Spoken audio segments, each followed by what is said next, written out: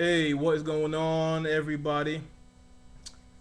Welcome to the live stream. My name is Kevin Burke. Be with you for the next half hour or so, talking about sports. The good guys over at Wave 45. Check them out at wave45.tv. Good guys over there invited me on to host this live stream sports chat. I was excited for the opportunity, so here I am. We're gonna talk about sports again for the next 30 minutes. Going to be pretty jam-packed. You can type your questions in to the function that you have there in front of you on your console. Type in some questions, and I'm going to kick them out back to you. The three topics I want to discuss today are Peyton Manning going to the Broncos, the NCAA tournament, and of course Mike D'Antoni and the Knicks and that whole debacle. Those are the topics, but if you have any additional questions, again, please feel free to type them in and we'll kick them around. But before I do all that, who is Kevin Burke? Who is this guy in front of me, and why am I listening to him? Just real quick about me before I jump into the topics. For the last handful of years, about 3 years or so, I've been a writer, weekly video podcast host, and media relations contact for thehoopdoctors.com. So writer, you get what that means. Weekly video podcast. You get what that is. You can download that on iTunes from thehoopdoctors.com. But media contact, what that means exactly is any sort of what that's done for me. Actually, has afforded me the opportunity to interview a bunch of athletes and figures in sports over the last handful of years. Just to name a few, there was Jalen Rose, Dwyane Wade was right after they got LeBron. Wes Welker, Matthew Stafford, Dominique Wilkins, Tyreek Evans, Larry Johnson. This LJ, okay, not the Kansas City Chiefs. This LJ, Kemba Walker, Brandon Jennings, it was Lisa Leslie, Jamel Hill from ESPN. So also with the media role for the Hoop Doctors, I've also had a chance to appear on network television a couple of times as an NBA analyst for the NBA draft, as well as a bunch of radio appearances as an NBA analyst as well. So done a couple things in media. So here I am to talk to you about that. And also, last but not least, I just relaunched my own personal site, thekevinburkeproject.com. Check that out. It's a full-blown, full-fledged blog. I just relaunched it about a week ago. So check that out. Again, thekevinburkeproject.com. So let's jump right in. I'm going to start with, and forgive me, it's hot where I am, okay? I got lights right on me, so I might have to wipe down a couple times. I'm going to jump right in with Peyton Manning going to the Broncos. And I got one question here. Should Peyton Manning feel bad about taking Tim Tebow's job? I hope that's a trick question. I hope that's a joke. No, he shouldn't feel bad about taking Tim Tebow's job, because just 2 weeks ago, Peyton Manning lost his job to some guy who's not even in the NFL yet, Andrew Luck. So, I mean, if you watch the whole press conference with Jim Irsay, the Colts owner, and Peyton Manning, they were crying and all that. I mean, it was genuine. I'm not saying they were crocodile tears. They were genuine, but Peyton Manning wants to remain a Colt. You know, he wants to end his career with the horseshoe on his helmet. He really does. So when he was crying, I didn't feel bad for him, because it's impossible for me to feel bad for somebody with that much money. I'll just be honest with you. It's impossible. But taking the money aside, just from being a diehard sports fan, you kind of feel for a guy like that in that situation. So him going over and taking the job from Tim Tebow, he shouldn't feel anyway, because of what just happened to him 2 weeks prior in Indianapolis. So he shouldn't feel bad about that. I mean, Tim Tebow, now the question is, you know, where is he going to end up? My thing, I thought he was going to end up in Miami, but they just signed David Garrard last week, so I don't think that's going to happen. I say Jacksonville. He's from there, or from that area. I think that makes sense. They got Blaine Gabbert. They got Blaine Gabbert, but they weren't impressed with him last year. Chad Henne, they just signed, but I mean, come on, Chad Henne. So Tim Tebow, if he can't start in Jacksonville, if they don't pick him up, I'm not sure he's ever going to be an NFL starter. I got another question in here. What happens with Alex Smith? And full disclosure, I'm a 49ers fan. Alex Smith, if you recall, maybe you missed it, Monday Sunday, I believe it was, he found out that the 49ers were flying in Peyton Manning to interview for the quarterback position, or to talk to him about the quarterback position. And Alex Smith, of course, is the quarterback of the 49ers. And he was drafted number 1 overall in 2006. And it wasn't until this year, finally, he had a breakout year. He had a decent season. People like me, 49ers fans, were, you know, harboring for this guy to get out of town. He finally shows some worth. And then he's probably thinking, after all this, now you want to bring somebody in to take my job. So he felt slighted. He was a free agent. And he goes to Miami to talk to them about their quarterback vacancy. What happens with him? Listen, he has nowhere to go because the Dolphins just signed David Garrard, like I just said. He has no other options but to wipe his tears and come on back to San Francisco because, frankly, you had one good year in like 6 or 7 years. So I'm not sure his options are that big. What Jim Harbaugh was able to do, head coach of the 49ers, was kind of mask him, and he was a good game manager. I'm just keeping it real. Even as a 49ers fan, he was just a good game manager. And, so he has no choice but to dry his tears, go back to San Francisco. His job is still there. You're going to have to get over it. It's a part of the business. Wipe your tears and move on. Alex Smith will be a quarterback with the 49ers. So the biggest hurdle for him is just getting over it and just dealing with his personal ego. Let's see.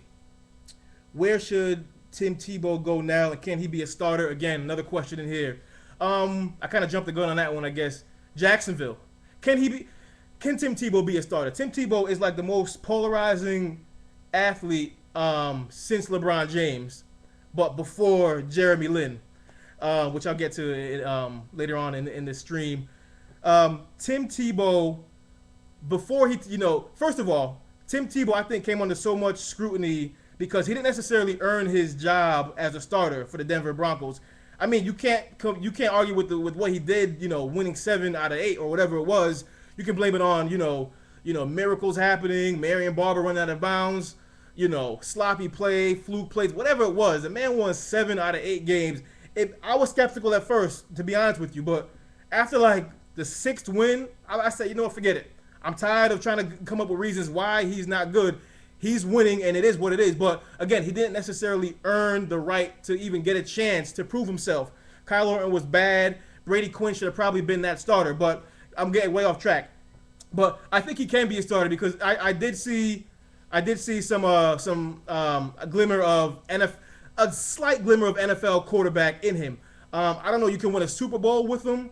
I'm not sure how he'll never be a Pro Bowler. I'm not sure how far you can go with him. But, I mean, he has his flaws, clearly, but he's not 100% a bum. I don't believe so. So if he can't get a job in Jacksonville, he's not going to be a starter in this league, I don't think. Let me see. Another question here. Was Denver the best place for Peyton Manning to go? No, it was not. I have no idea why Peyton Manning chose Denver. I just mentioned again, 49ers fan. Why did he not choose the 49ers? The 49ers just signed Randy Moss. Word has it, even though he's, 35 and took a year off, word has it he can still run a 4.5 40. I want to see that before I believe it, but they just signed Randy Moss. They just got Mario Manningham. They had, Vernon Davis. The offense, so they got a bunch of good weapons on the outside in terms of receivers now. The defense is crazy, the best defense in the league. Coupled with the fact, like I just mentioned, they added those 2 receivers with the Vernon Davis. You put Peyton Manning in the mix now. That's a no-brainer to me. I don't know why he didn't go to San Francisco. I'm curious why he chose Denver. Denver's defense, I think, is a little bit overrated. They don't have any weapons on offense outside of Demaryius Thomas, who is really young and hasn't really proved himself. I watched the press conference earlier today with Peyton being introduced and John Elway and all that, and I just don't really think that that's the best fit for him. People are saying he didn't go to San Francisco because Eli is in the NFC. Yeah, but what does that have to do with anything? I mean, Peyton's in the AFC. Eli is still in the NFL. I mean, if you're going to win a championship, you might still have to go through Eli if the Giants are in the Super Bowl. So the notion that Peyton didn't choose San Francisco just because Eli is in the NFC, that doesn't make any sense for me. I don't know why he chose Denver, probably because of the pedigree with John Elway and all that, but it still doesn't make any sense for me. San Francisco is the place that he should have went, and it would have been the most seamless plug-and-play situation for him. Let's see. Looks like all the questions I got for Peyton Manning to the Broncos. Remember, type in your questions, and I'll kick them around. I don't see any more for that topic, so I'm going to mosey right along. I'm going to transition to the NCAA tournament. Of course, they're on hiatus. We had the first round and the second round last week. And I'm getting a question. Yup, right here. Who was your Final Four, and are they still alive? Well, I'll take the first part of that question. My Final Four was Kentucky, Missouri, Florida State, and North Carolina. As you know, only two of those are still alive: Kentucky and North Carolina. Missouri loses in the first round to Norfolk State. Did you check? Did you see the guy, the students on campus at Norfolk State going crazy after they beat Missouri in the first round? If you missed it, there's a video on the KevinBurkeProject.com. Check that out. But I only two of my four are still alive. Syracuse, rather not Syracuse. Florida State, as we know, they lost early on as well. Carolina, they lost their point guard. I'm not sure how far they can advance without him. So two of my four are still alive. Let's see. Oh, and I got Kentucky winning it all. My Final Four were, I just mentioned who my Final Four were, but I have Kentucky beating Carolina in the championship game. And I've been saying this from day one. If John Calipari can't win a championship with this team, then he was never meant to win a championship. He's been something of an underachiever given the type of talent that he's had. Now, people go back to the John Wall, DeMarcus Cousins team from a few years ago. This Kentucky team right here makes that team look like a bubble team. This is head and shoulders John Calipari's best team he's ever had. You can go back to any school. You can go back to Memphis, UMass. This is the best team he's ever had, the best collection of talent. And, of course, half the team is going to leave for the NBA. So if he can't get it done this year, then it was not meant to be for Coach Cal. So my pick is Kentucky to cut down the Nets. Who has emerged as your sleeper team?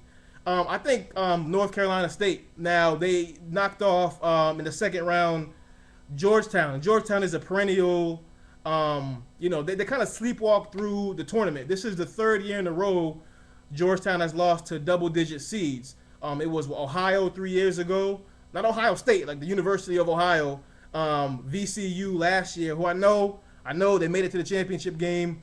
And then this year they lose to North Carolina State. Yeah, that's a big program, North Carolina State, but they're an 11 seed. So I like what they're doing. I would watch out for NC State moving forward because of the whole shift and two of my number one seeds going down and Kendall Martin from North Carolina breaking his wrist.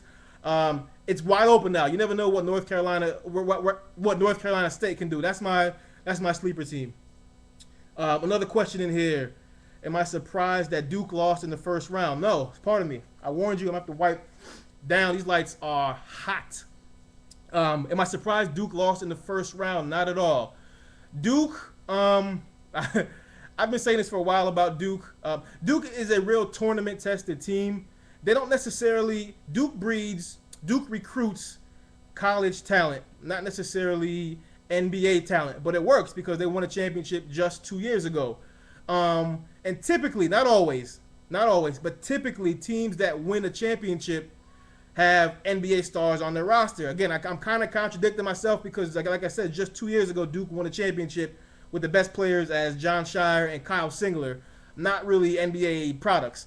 So I'm not surprised because a few years ago, they lost in the first round, if you remember, to VCU, Virginia Commonwealth. But this is when Eric Maynard was still on the team. I think they lost in the first round to VCU, if I'm not mistaken. And that was like Eric Maynard's coming out party.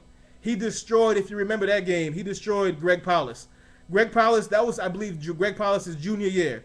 After Eric Maynard destroyed him in the tournament, Greg Paulus comes back for his senior year, and he wasn't even starting. He barely even played. I'm not surprised. Duke, it has a propensity for doing that because, again, the type of talent in which they have. But, again, I know I'm kind of contradicting myself, but I can certainly take that. Next question I have here is, do you think there's parity in college basketball? This whole parity discussion began in 2006 when George Mason beat my alma mater, UConn, in the Elite Eight to advance to the Final Four. And that's when the whole talk came about parity. Can these smaller schools, the mid-majors, can they beat the powerhouses? Can they beat these blue blood programs? From then on, I've been saying, no, there's not parity. That was a fluke. And then, of course, Butler goes to a championship game. They lose to Duke. The next year, they go to another championship game and lose to UConn.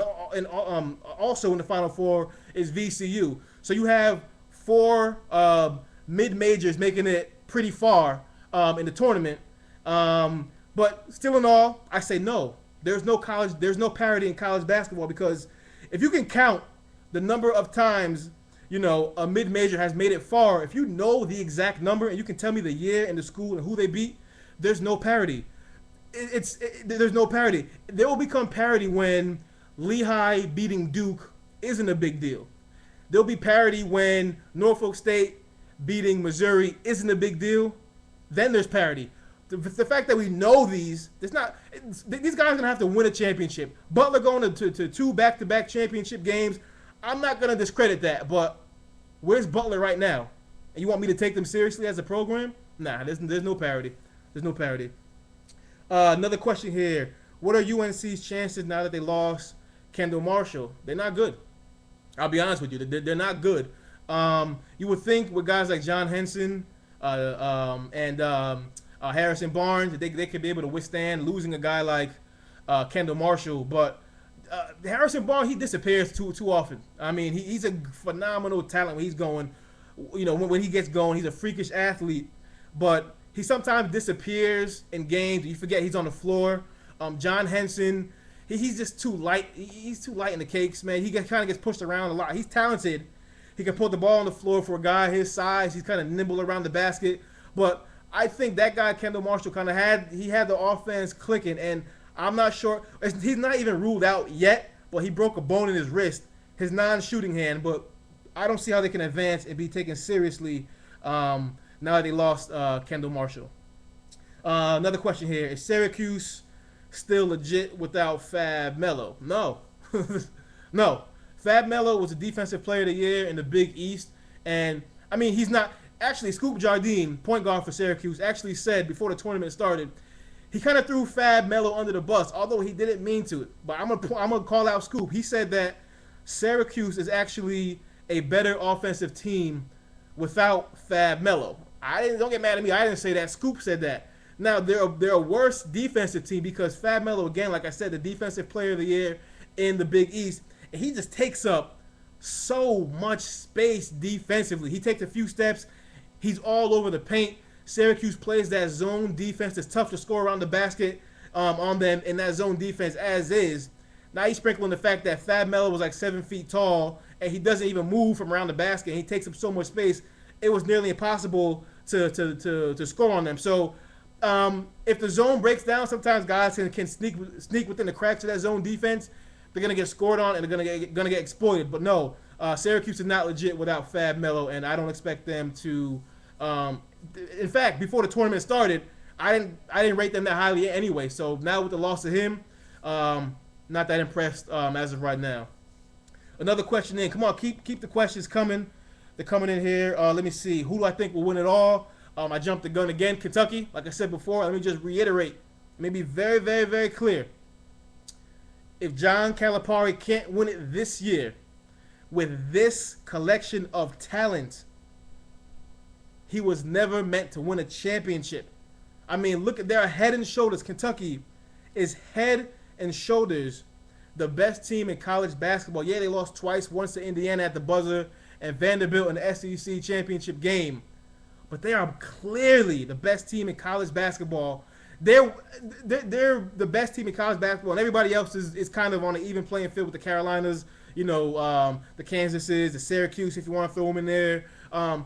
Head and shoulders, the best team in the college is Kentucky right now. Let me scroll down. Let me see here. Let me see. Another question here. What team and what player has impressed me the most? That's a good question. What team has impressed me the most? That's a good question. I think the team that has impressed me the most, I think, is North Carolina State. I forget who they beat in the first round, but it was a nice win. And they also, like I said, knocked off Georgetown. They look solid. They look like a very, very good team that, like I said, can probably do some damage as the tournament rolls on. So I like North Carolina State. What player has impressed me the most? Probably kind of a cop-out, boy, Anthony Davis from Kentucky. Not that he's doing anything different, but he is clogging up the lane, blocking shots. Listen, he might win. Let me just stop for a second. Time out. He may win Player of the Year, but I don't think he's gonna be able to do what he's doing in college in the NBA. At least not initially. He's being compared a lot to Marcus Camby. That's a fair comparison. I compared him to Eddie Griffin. If you remember Eddie Griffin from Seton Hall a few years ago, I don't think he's gonna. Well, Eddie Griffin and Camby weren't necessarily. They've never been, filling up scorers in the NBA. They've been known for just their defense. So, but anyway, I'm not even answering the question. I've been most impressed with him because he's continually the glue that keeps that team together, blocking shots, and all that. So the team I'm most impressed with, North Carolina State, and the player is kind of a cop-out, Anthony Davis. Let me think about that. That's a good question. Let me think about that one as this rolls on. If I have a better answer, I'll be sure to jump in and mention it. Let me see. Let me just scroll down, see what I got for questions here. I think that's all the questions I got for NCAA. Again, type them in, and I will certainly do my best to answer them the best I can. All right, let me transition to the Knicks now. Mike D'Antoni and the Knicks. So I just mentioned to you I'm a UConn alum. I also mentioned to you I'm a 49ers fan. I might as well give you full disclosure. I'm also a Knicks fan, which is why I wanted to talk about this topic. Mike D'Antoni just resigned last week from the Knicks. From the jump, well, the main question is why did he resign? Was he the right fit for this team? No. Okay? No, he wasn't the right fit for this team. From day one, when Mike D'Antoni became coach of the Knicks, he had success in Phoenix. He had moderate success in Phoenix. I think they only went to one Western Conference championship, one Western Conference championship under Mike D'Antoni. But still, the offense was clicking, and the offense was the most beautiful thing to watch in the NBA when he was in Phoenix. So he gets fired from Phoenix, and he goes to New York. And he just automatically thinks that because that worked in Phoenix with that collection of talent, he assumed that his offense could just seamlessly transition and work perfectly with the Knicks with a completely different roster. So from day one, remember when D'Antoni got there, he had Stephon Marbury. And Stephon Marbury, when D'Antoni got there, they had Stephon Marbury, and they just acquired, if you remember, Chris Duhon. And Marbury and Chris Duhon, they kind of split time in the preseason. But when the season started, D'Antoni played Duhon a lot more than he did Marbury. And eventually Marbury stopped playing. And eventually Marbury was told not to come to games. And eventually Marbury was banished from the team. And eventually Marbury had to orchestrate a buyout, which completely boggles my mind to this day because Mike D'Antoni has never offered a valid excuse why he kicked Marbury off the team. He said it wasn't personal. But who in their right mind would say that Chris Duhon gave the Knicks a better chance of winning than Stephon Marbury? Chris Duhon wouldn't even agree with that. So let's just be real. So from the jump, he rubbed me the wrong way. But fast forward back to this current roster, there's no reason for Mike D'Antoni to give the green light for everybody on the roster to shoot three-pointers at will. You got Josh Harrelson, you got Ronaldo Balkman, you got Jared Jeffries shooting threes at will. It didn't matter if they're up 20 or if they're down 20. These guys should never shoot three-pointers in the NBA as long as they live. Those guys I just mentioned. Yet D'Antoni gives them the green light to shoot. You can't just come. He has this whole shoot first, ask questions last mentality about his offense.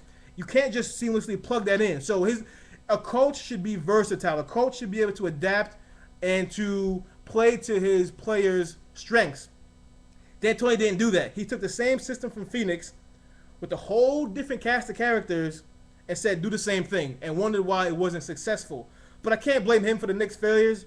If he didn't quit, he would have got fired. So I can't blame him. You can blame Melo. Melo holds the ball. He's the most versatile scorer in the league, in my opinion. But he holds the ball. But you can't just blame Melo. He's become a scapegoat. You can't blame Melo. How about Amari Stoudemire? Amari has somehow become like the modern-day Chris Webber. He doesn't even, he doesn't even bang around the basket anymore. All he does is shoot jump shots. He's not the same. I think he's done. He went from MVP candidate last year to a role player in 1 year. You can also blame Jeremy Lin. Jeremy Lin went from Linsanity. His popularity and his media hype would make Tim Tebow blush. That's how big it was. But he's had a bunch of pedestrian games for the Knicks as well. Mike Woodson was brought in to implement a defensive system. The defense hasn't improved. A bunch of reasons culminated into why D'Antoni left, but ultimately he's a coach and the system was flawed. I'm sorry, I'm rambling. Another question here, was he the right fit for this team. No, he wasn't. He certainly wasn't. Like, I just kind of touched on that. I don't want to be redundant. Is Carmelo the right fit for the team? Yeah, I mean, he wasn't the right fit necessarily for D'Antoni, but yeah, Carmelo has somehow become this. A year ago, Carmelo was coveted. You know, people were raving about Carmelo. All of a sudden, people want to trade him. The Knicks should release him. Slow down a little bit, okay? Slow down. He's still Carmelo. Like I said, the most versatile scorer in the NBA. He's not necessarily a great rebounder. He's not a strong defender, but a guy who can score in a multitude of ways, in my opinion, easily, more so than anybody in the NBA. You can find a way to make Carmelo Anthony work. Let's be for real. Let's see here. Let's talk about Carmelo Anthony's West-style ball play with the East, hustle and bustle. He slows down the game. Yeah, he does slow down the game. But here's the thing. Here's what I'm confused about. Didn't the Knicks and D'Antoni and everybody watch Carmelo play in the 8 years that he was in Denver? Didn't they watch any game at all? They make it seem like they just traded for him, and all of a sudden they were like, wait a minute, why is he holding the ball? He wasn't doing that before. Weren't you watching it before? He was doing the same thing. He gets the ball on the elbow. He jab steps you to death.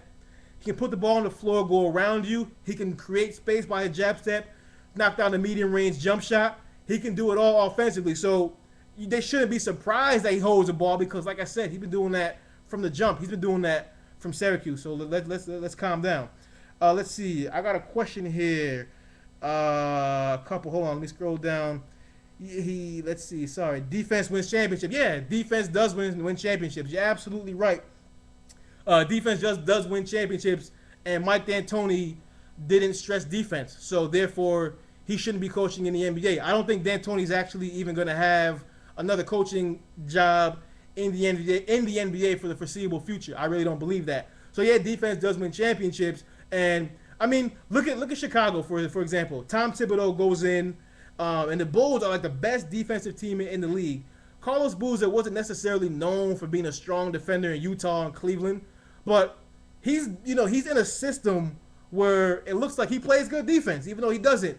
That's because the coach, Tom Thibodeau, stresses defense first, offense second. Not necessarily saying defense one and offense number two is a formula for success, but it can't be offense one and defense zero. You have to have some sort of balance, and D'Antoni clearly lacked that. Let's see. Another question here. Is Mike Woodson the long-term coach or just the coach for the rest of the season? They're winning with him. Okay, they're winning with him. They're actually playing right now as I speak, so I'm not sure if they're winning or not, but they won the first 3 games with him. Is he the long? I think the answer to that question is we will know if he's the long-term coach depending on how they do the remainder of the season. Like I said, they began 3-0 under Mike Woodson, so time will tell. If it were up to me, I say, yeah, why not? I mean, since, this past decade, since like Isaiah came to town, the Knicks are always trying to make a splash with head coaches. Isaiah went out and got Lenny Wilkins, the winningest coach in NBA history. That didn't work out. They go and get Larry Brown, at that time the crown jewel in NBA coaches. That didn't work out. Let me digress for a second.